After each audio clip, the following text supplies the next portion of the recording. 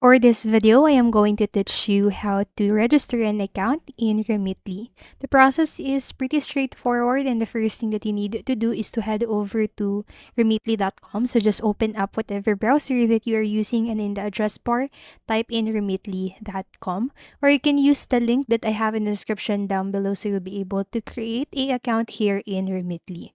So then once you are in this website, on the upper part, you'll be able to see this sign up button. So just simply click onto that.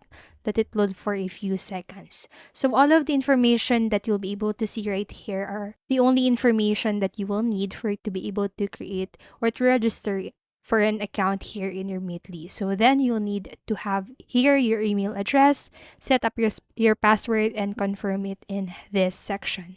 So I'm just going to do that also, but if you don't want to do this, you can also continue with your Google account or your Apple account.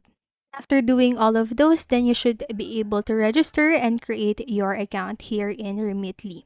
So that's it for this video. I hope this video helped you, and remember that I have a link in the description down below. You can always use that link for it to be able to register for an account here in Remitly.